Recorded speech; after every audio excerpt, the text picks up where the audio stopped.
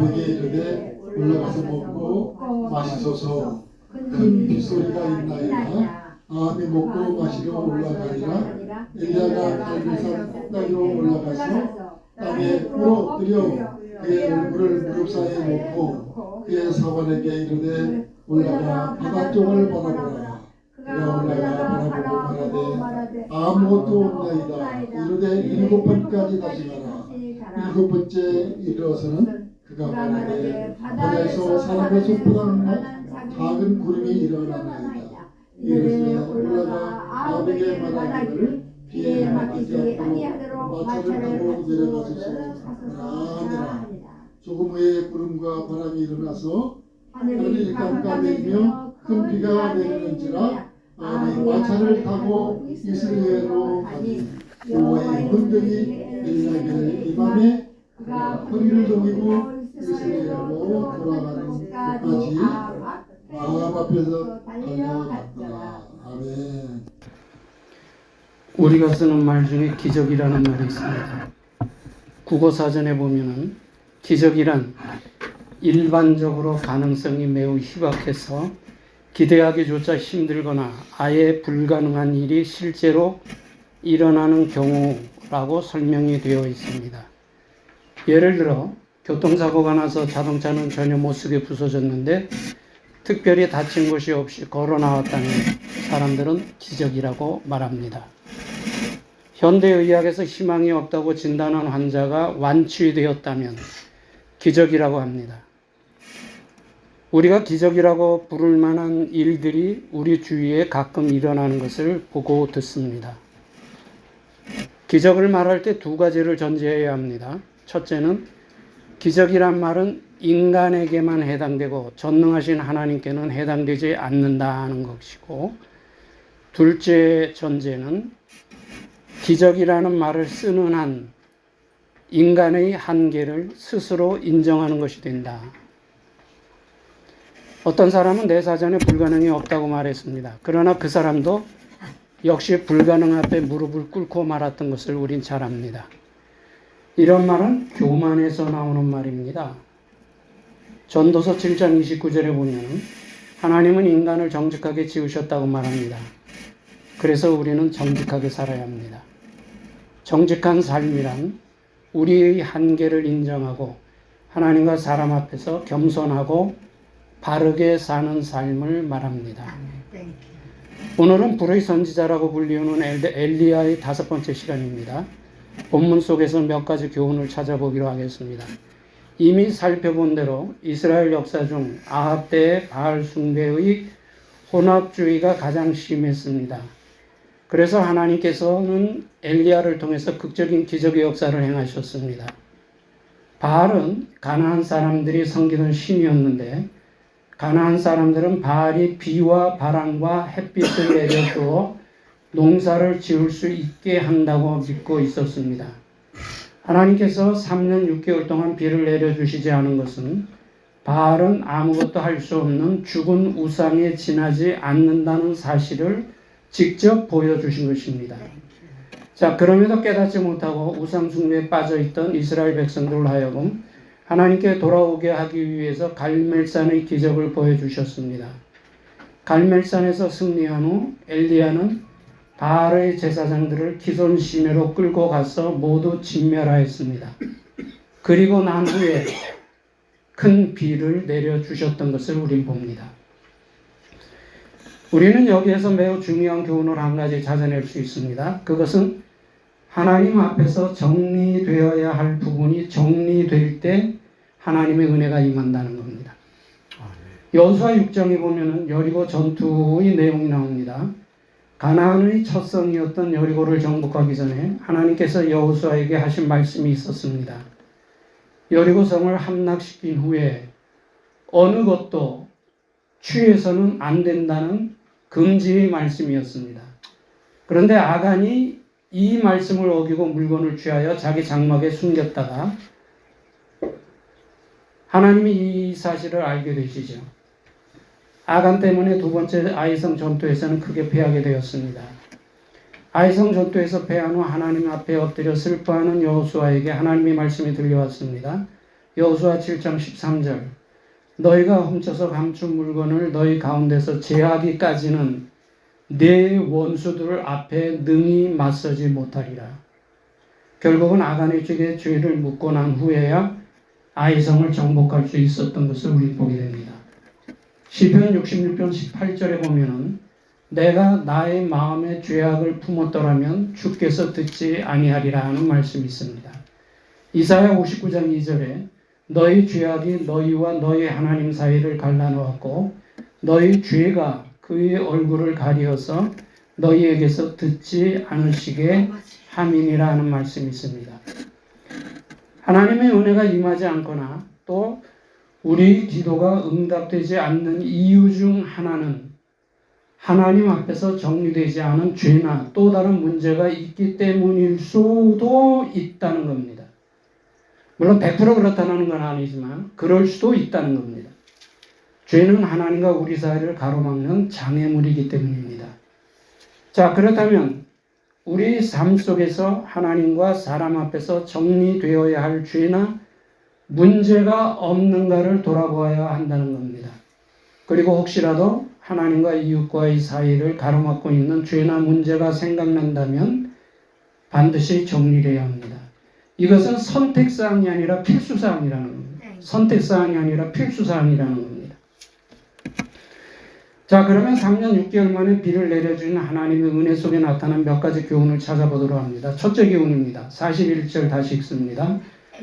엘리야가 아합에게 이르되 올라가서 먹고 마시소서 큰 비 소리가 있나이다. 이 말씀 속에서 우리는 무엇을 볼 수 있습니까? 믿음입니다. 3년 6개월 동안 계속된 가뭄 속에서 이런 말을 할 수 있다고 하는 것은 결코 쉬운 일이 아닙니다. 이런 말은 믿음의 확신이 있을 때만 비로소 할 수 있는 말입니다. 믿음은 과거에 일어났던 사건이나 현재 일어나고 있는 사건에 대한 확신일 수도 있지만 앞으로 일어날 사건에 대한 확신이기도 하다는 겁니다. 히브리서 11장 믿음장이라고 부릅니다. 믿음에 대하여 다음과 같이 정의하고 있습니다. 1절에 믿음은 바라는 것들의 실상이요 보지 못하는 것들의 증거라. 우리가 바라는 것들은 믿음이라는 수단을 통해서 이루어진다고 하는 말입니다. 그래서 바른 믿음은 하나님의 이름으로 하나님이 일을 계획하게 해주고 바른 믿음은 하나님의 방법으로 하나님이 일을 시도하게 해주고 바른 믿음은 하나님의 능력으로 하나님의 일을 기대하게 해준다는 겁니다. 다시 말씀드립니다. 바른 믿음은 하나님의 이름으로 하나님의 일을 계획하게 해주고 바른 믿음은 하나님의 방법으로 하나님의 일을 시도하게 해주고 바른 믿음은 하나님의 능력으로 하나님의 일을 기대하게 해준다는 겁니다. 아멘, 아멘. 로마서 4장 18절에 보면 아브라함은 바랄 수 없는 중에 바랐다고 말하고 있습니다. 전혀 불가능한 상황에서 가능을 믿었다고 하는 겁니다. 여러분 이건 대단한 믿음이죠. 보이는 것과 이해가 되는 것을 믿는 것은 믿음이 아니라 상식입니다. 이건 믿음이 아니에요. 보이는 것과 이해가 되는 것을 믿는 것은 믿음이 아니라 상식입니다. 그럼 믿음은 무엇입니까? 보이지 않는 것과 이해가 되지 않는 것을 믿는 것이 바로 믿음이라는 거예요. 하나님이 원하시는 믿음은 바로 이런 믿음이에요. 누구나 다 볼 수 있고 누구나 다 이해할 수 있는 거 믿고서는 나는 믿음, 그건 믿음이 아니라는 거예요. 그건 상식입니다. 아무리 믿고 싶어도 믿어지지가 않아서 못 믿겠다고 하는 사람들이 많이 있습니다. 그런데 보이지 않는 하나님과 그 하나님의 말씀인 성경에 기록된 모든 내용을 의심 없이 그대로 믿는다는 것 자체가 은혜요, 복이요, 기적이라는 사실입니다. 아멘. 어떤 집사님이 있었습니다. 1월 정월 초하루를 맞이했어요. 금년에는 내가 성경을 한번 읽어봐야 되겠다. 그리고 창세기를 폈습니다. 창세기 1장에 대초에 하나님이 천지를 창조하시려나 하나님은 가라사대 빛이 있으라 하며 빛이 있었고 에이 말도 안 돼. 에이 말도 안 돼.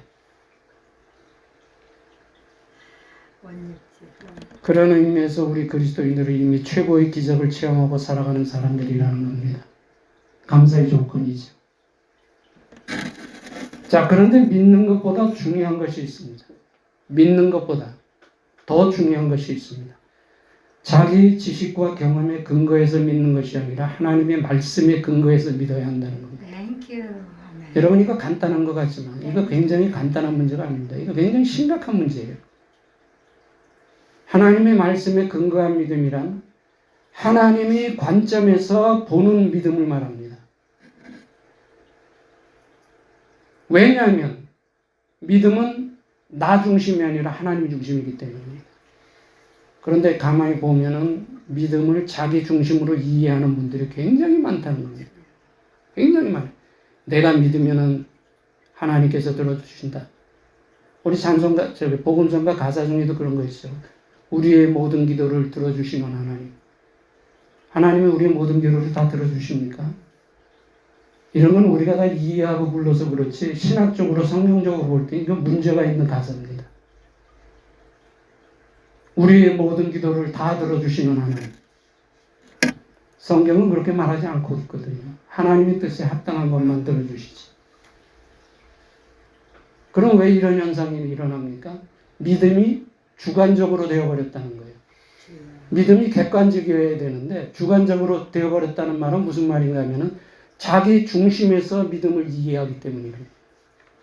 하나님의 말씀이라는 렌즈를 통해서 믿음을 봐야 되는데 자기 렌즈, 자기 지식이나 자기 경험의 렌즈로 믿음을 보기 때문에 이런 현상이 나타나는 거예요.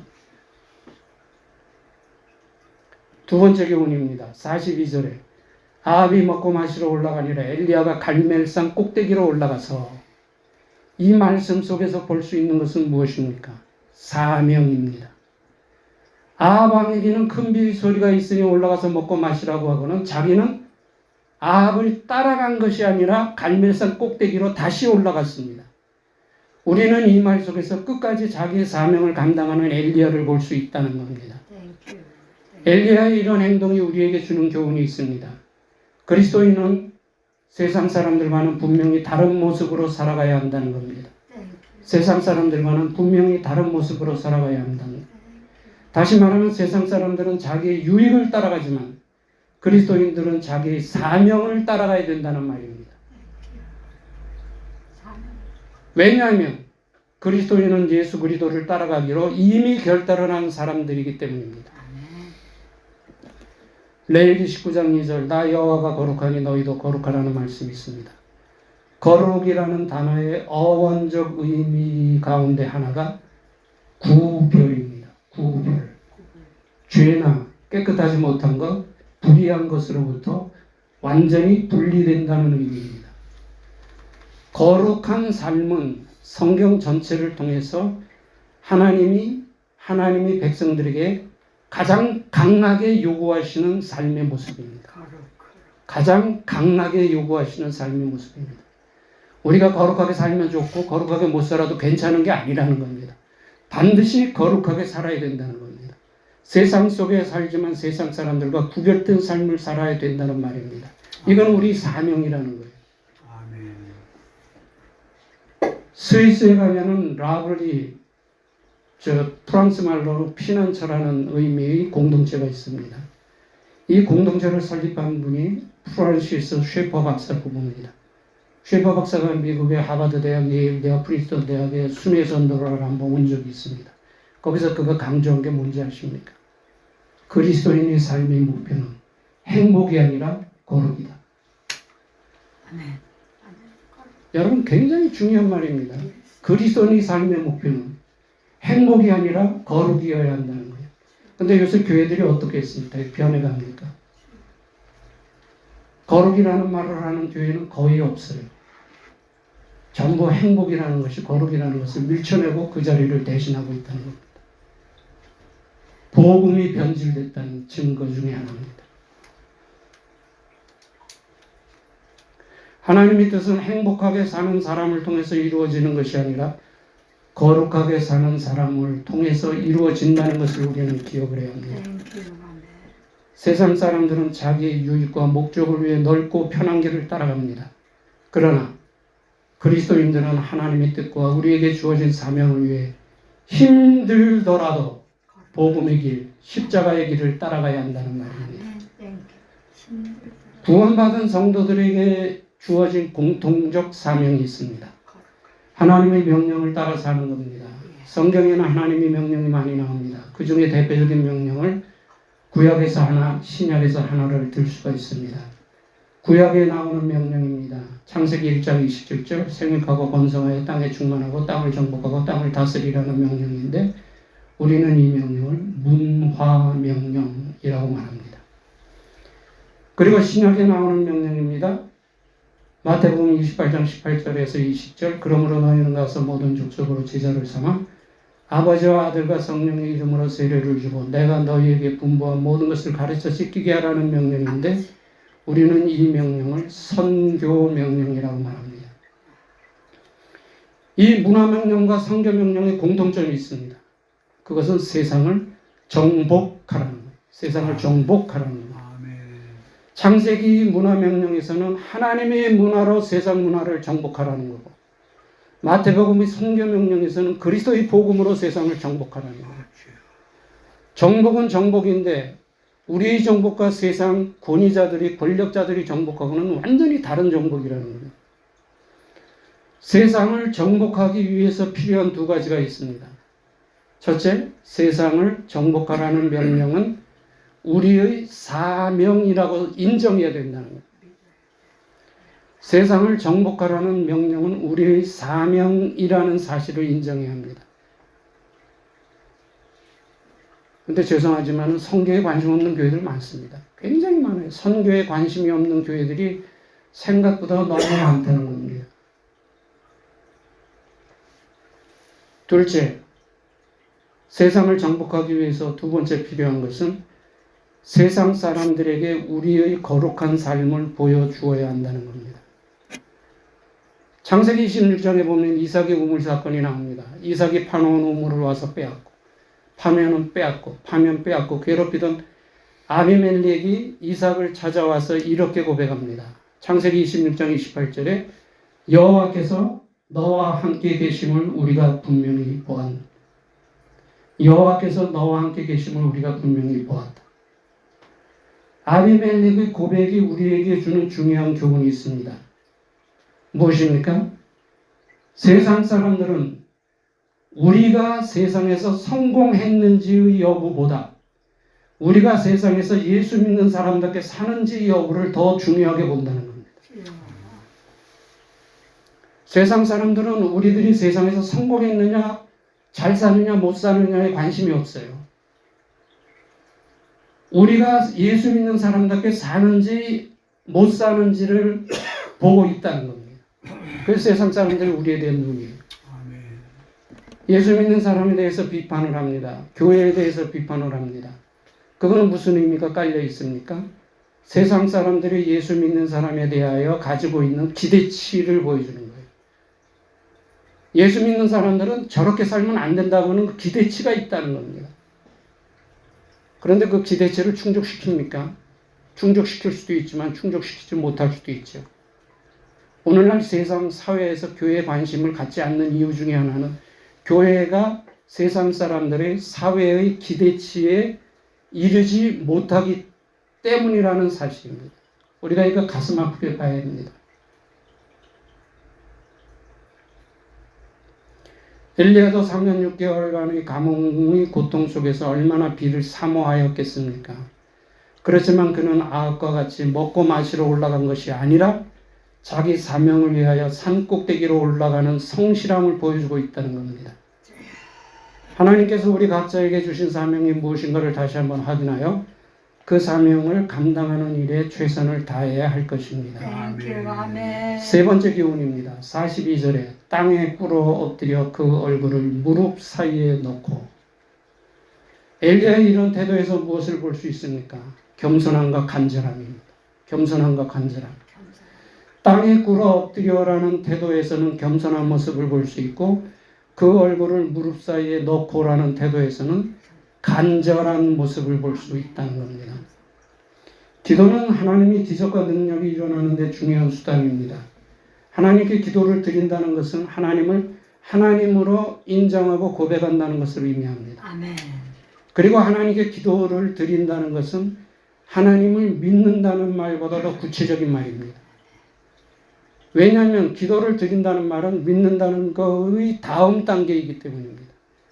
하나님을 믿는 사람과 기도의 중요성을 아는 사람만이 하나님께 기도를 드릴 수 있기 때문입니다. 이 사건 바로 전에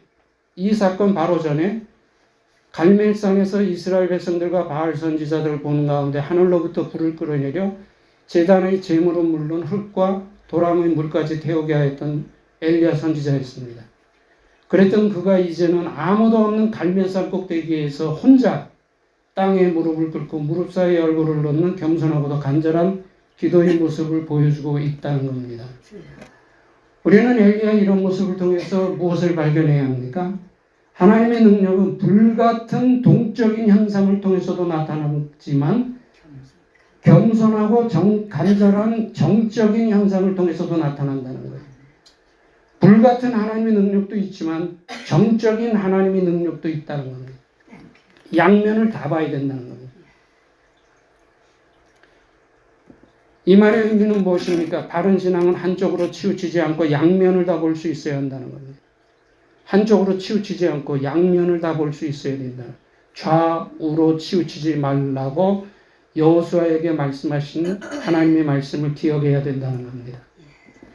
자, 네 번째 교훈입니다. 43절 그 사원에게 이르되 올라가서 바다변을 바라보라. 저가 올라가서 바라보고 고하되 아무것도 없나이다. 가로되 7번까지 다시 가라. 이 말씀 속에서 우리는 무엇을 찾을 수가 있습니까? 인내를 찾을 수가 있습니다. 인내. 한두 번 올라가 보고가 아니라 나타날 때까지 포기하지 않는 엘리야의 인내를 볼 수 있어야 된다는 겁니다.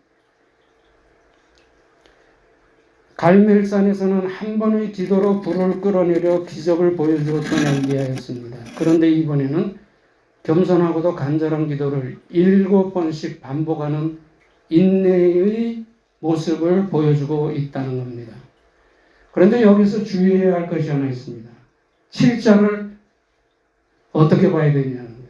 어떤 분들은 7장만 나오면 무조건 영적으로 해석한다고 해서 하나님의 수다, 완전 수다 이렇게 말합니다. 여기서 7은 영적인 의미를 담고 있는 숫자가 아니라 그냥 7번이에요. 그냥 7번입니다. 7이 영적으로 무슨 의미를 가지고 있느냐? 아니라는 겁니다. 하나님이 영이시고 하나님의 말씀이 성경에 기록되었기 때문에 영이신 하나님의 말씀을 기록해 놓은 것이 성경이기 때문에 영적으로 해석해야 할 부분이 성경에 있는 건 사실입니다. 그런데 영적으로 해석해야 할 부분은 성경 전체의 양의 5%도 안 된다는 거예요. 나머지는 역사적으로, 지지적으로, 문법적으로, 문화적으로 다 해석이 될 수 있는 부분이라는 거죠. 그런데 문맥의 앞뒤 정황을 살피지 않고 무조건 영적으로 해석한다는 것은 굉장히 위험합니다. 하나님의 말씀을 왜곡시킬 수 있다는 거예요. 이런 거 조심해야 됩니다. 영적으로 그러면 교인들이 껌뻑 죽죠.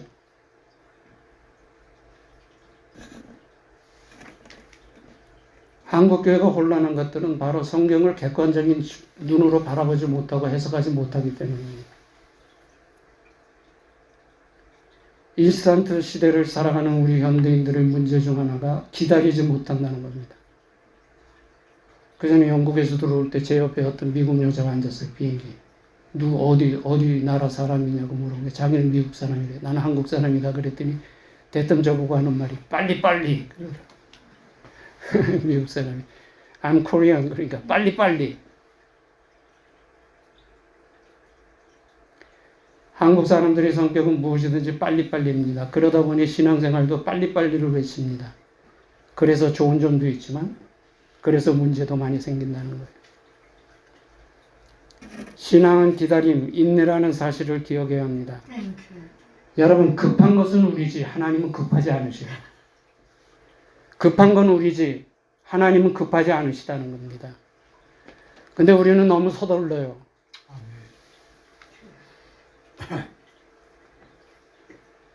그래서 한두 번 기도해보고 포기하는 것이 아니라 기도하는 일에도 인내가 있어야 된다는 겁니다. 그리고 기도할 때 기억해야 할 것이 하나 있습니다. 그것은 기도의 응답은 우리가 필요한 때에 우리 방법이 아니라 하나님이 필요한 때에 하나님의 방법으로 이루어진다는 겁니다. 기도는 우리가 필요할 때 우리 방법이 아니라 하나님이 필요한 때에 하나님의 방법으로 이루어진다. 그래서 기도의 인내가 필요하다는 겁니다. 마지막 5번째 교훈입니다. 44절 7번째 이르러서는 저가 고하되 바다에서 사람의 손만한 작은 구름이 일어나나이다. 이 말씀에서 보여주는 것이 무엇입니까? 작은 것의 능력입니다. 작은 것의 능력.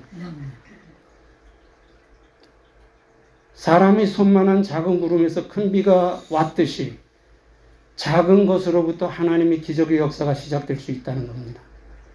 베들레헴 마구간에서 시작된 기독교가 로마 제국을 정복하였고 더 나아가서 세계를 지금 움직이고 있죠. 이렇게 말하면 펄쩍 뛰는 사람이 있습니다. 무슨 기독교가 세계? 여러분 인정할 건 인정하는 것이 상식입니다.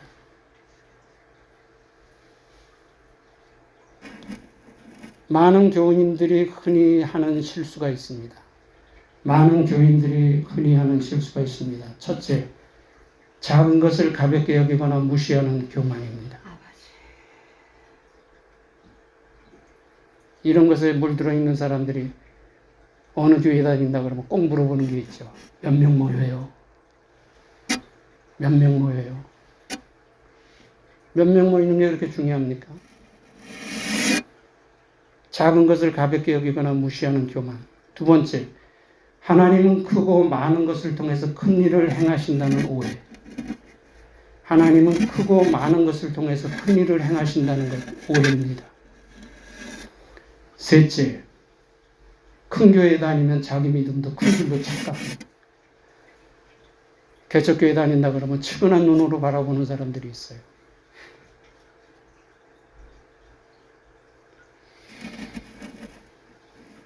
다 잘못된 거죠.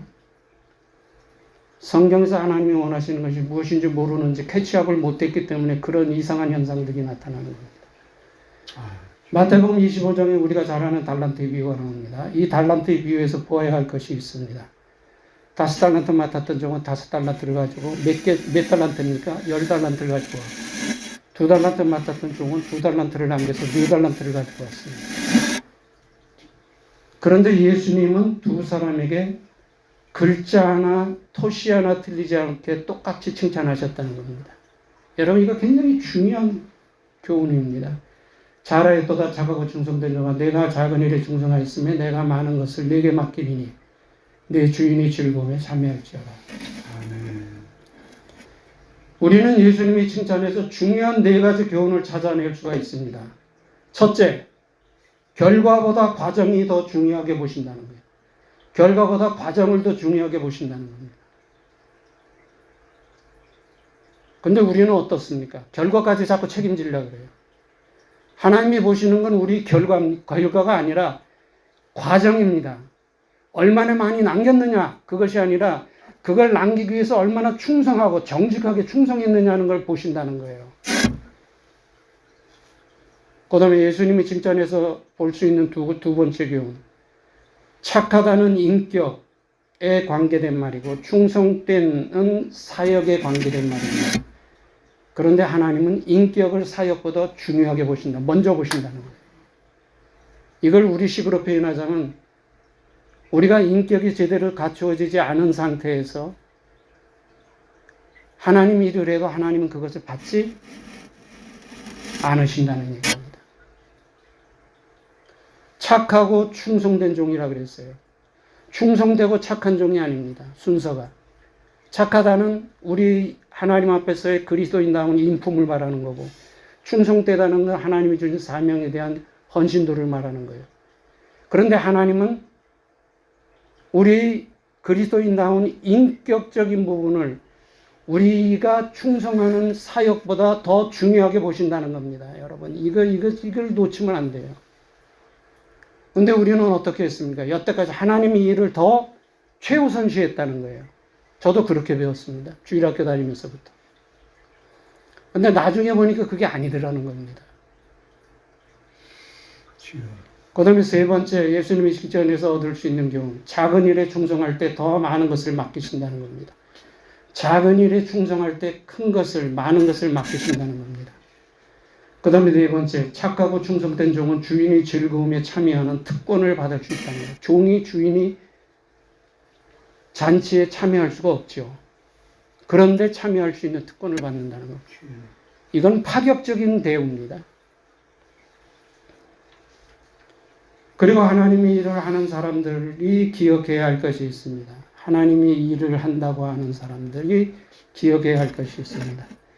첫째, 하나님은 주인이고 우리는 청직이라는 거예요. 우리가 주인 행사하면 안 됩니다. 우리는 하나님이 우리에게 맡겨주신 것을 관리하는 청지기에 지나지 않는다는 겁니다. 아멘. 둘째,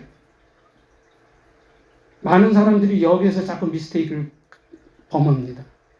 하나님의 일은 반드시 하나님의 방법으로 해야 합니다. 하나님의 일은 반드시 하나님의 방법으로 해야 합니다. 근데 하나님의 일을 한다고 하면서 세속적인 방법을 쓰는 교회가 얼마나 많습니다.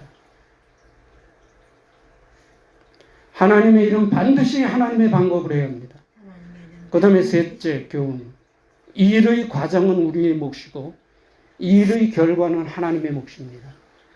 아까 말씀드린 대로 그런데 우리는 자꾸 결과까지 책임을 지려고 해요. 그건 하나님의 영역을 침범하는 죄입니다. 우리는 열심히 맡겨진 일에 하나님이 내게 주신 일에 최선을 다하면 되는 거예요. 거기까지만 하고 그것에 대한 결과는 하나님의 몫이라는 거예요. 이것이 구분이 안 되니까 우리는 자꾸 이상하고. 그 다음에 네 번째, 우리의 삶과 사역에 대한 평가는 누구만이? 하나님만이 하십니다. 우리가 쓰지 말아야 되는 말 중에 하나가 있습니다. 그 목사님은 목회에 성공하셨어. 그 목사님은 목회에 성공하셨어. 뭐가 성공의 기준입니까? 숫자. 왜 이렇게 됐어요, 한국교회가? 신앙을 지키기 위해서 순교의 피를 흘렸던 한국교회가 왜 이렇게 됐냐는 겁니까? 성공이 뭐예요?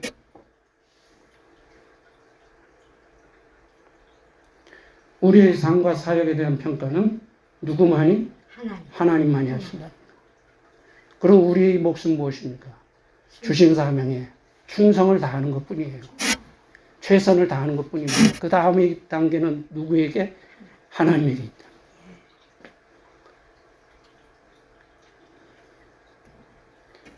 모든 교회가 자기 교회의 성장에 관심을 갖습니다. 좋은 현상입니다. 성장에 관심을 갖는다는 것을 나쁘게 볼 이유는 없어요. 그런데 어떤 교회는 관심 의도가 지나쳐 세속적 방법까지 사용합니다. 이렇게 되면 문제죠. 그런데 다윗과 같이 하나님의 마음에 합한 사람이 되는 일은 교회 성장 못지않게 중요한 일인데 이 일에는 별로 관심이 없는 것 같습니다.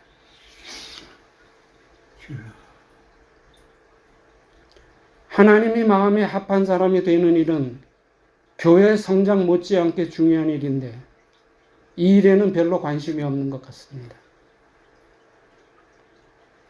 그 이유는 왜 그렇습니까? 교회가 성장하면 하나님께서 기뻐하실 것이라고 생각하기 때문입니다. 물론 교회가 성장하면 하나님께서 기뻐하실 수 있습니다. 그러나 반드시 그런 것만은 아니라는 거예요. 교회가 성장한다고 하나님이 무조건 기뻐하십니까? 하실 수도 있지만 그렇지 않을 수도 있다는 거예요.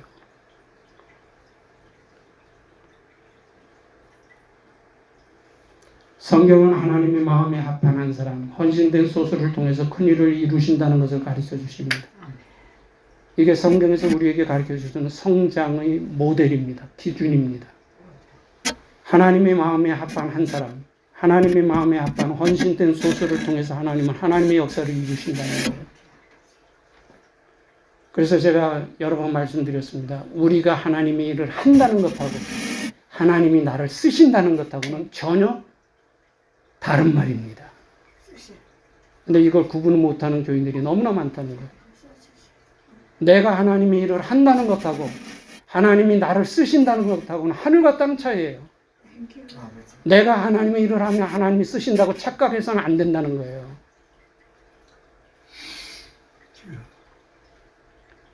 하나님이 인정하시는 것은 내가 하나님의 일을 하는 게 아니고 하나님이 나를 쓰실 때라는 겁니다.